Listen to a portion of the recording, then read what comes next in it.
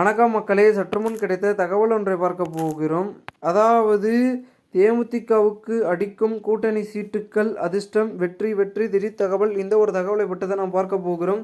தகவலை பார்ப்பதற்கு முன்னதாக நீங்கள் நம்மளுடைய சேனலுக்கு புதிய பார்வையாளர்களாக இருந்தீர்கள் என்றால் மறக்காமல் நம்மளுடைய சேனலை சப்ஸ்கிரைப் செய்து வைத்துக் கொள்ளுங்கள் மக்களே.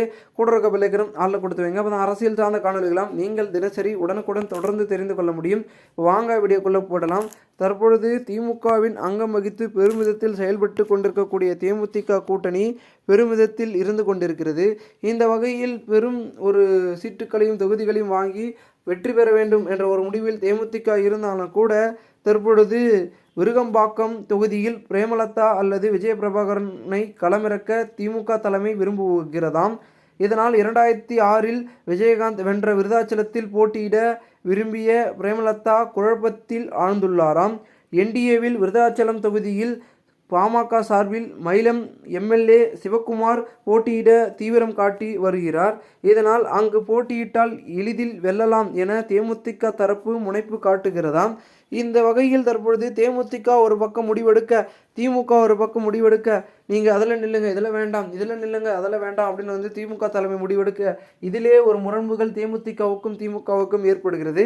இதனால் கூட்டணிக்குள் அதிர்ஷ்டம் கிடைக்க போகிறதா, இல்லை முரண்புகளும் முறிவுகளும் கிடைக்க போகிறதா அப்படின்றத சற்று பொறுத்து பார்ப்போம். ஏன்னா கிட்டத்தட்ட திமுக கூட்டணியில் இருக்கக்கூடிய காங்கிரஸ் இருக்கட்டும், விசிகா மற்றும் பார்த்திங்கன்னா தற்பொழுது மதிமுக, சிபிஎம், சிபிஐ கட்சிகள்லாம் என்ன சொல்கிறாங்கன்னா, தேமுதிக இப்போ கட்சி புதுசாக சேர்ந்த கட்சி, அந்த கட்சிக்கு அதிகப்படியான சீட்டுகள் கொடுக்குறீங்க, ராஜ்யசபா சீட்டு ஒரு ப்ளஸ்ஸு அந்த சீட்லாம் கொடுக்குறீங்க, அப்போ பெரும்பான்மை என்பது அந்த கட்சிக்கு தான் இருக்கிறதா, எங்களுக்கெல்லாம் பட்டுன்னு இல்லை அப்படின்ற ஒரு பேச்சுக்களும் ஒரு பக்கம் பேசுகிறாங்க. இதனாலே கட்சிக்குள் பிளவுகளும் ஏற்படக்கூடிய, கூட்டணிக்குள் பிளவுகள் ஏற்படக்கூடிய சூழல் இருக்கிறது. ஸோ இதையெல்லாம் கட்டி காப்பாற்றி அரவணைத்து தான் திமுக தலைமை ஒரு சில முடிவுகளையும் கையாண்டு தேமுதிகவுக்கு இந்த இடம் இதெல்லாம் நீங்கள் நில்லுங்க, உங்களுக்கும் உரிய பார்த்திங்கன்னா நாங்கள் நெறிமுறைகளையும் ஒரு சில பார்த்திங்கன்னா வழிகாட்டு கொடுத்தா மட்டும்தான் நீங்கள் பார்த்தீங்கன்னா தம்முடைய கூட்டணி கட்டுப்பாட்டுக்குள் வர முடியும், இல்லாவிட்டால் கூட்டணியிலிருந்து வெளியேறக்கூடிய சூழல் என்பது நெருங்கிவிடும் அப்படின்றதையும் திமுக தரப்புல தலைமையில பேசப்படுறாங்க. இதையெல்லாம் பார்த்து கொண்டிருக்கக்கூடிய தேமுதிக சரி ஒரு முடிவுக்கு வருவோம், இந்த ஒரு அதிர்ஷ்டத்தை நம்ம வர வச்சுப்போம், தக்க வச்சுப்போம் அப்படின்ற ஒரு முடிவில் அவங்க ஒரு பக்கம் வேலை பார்க்க ஆரம்பிச்சிருக்காங்க. இதனால் பெரும் விதத்தில் நடைபெற போகிறது. என்ன நடக்கிறது, ஏது நடக்கிறதுன்றதை நம்ம சற்றே பொறுத்து பார்த்தால்தான் நமக்கு அனைவருக்கும் தெரிய வரும், புரிய வரும். மேலும் இந்த ஒரு தகவலை குறித்த பொதுமக்கள் உங்களுடைய கருத்துக்களை நீங்கள் கமெண்ட் மூலமாக தெரிவிங்கள். போன்ற நீங்கள் அரசியல் சார்ந்த நிகழ்வுகளாம் தினசரி தெரிந்து கொள்ள நம்மளுடைய சேனலை சப்ஸ்கிரைப் செய்து வைத்துக் கொள்ளுங்கள் மக்களே.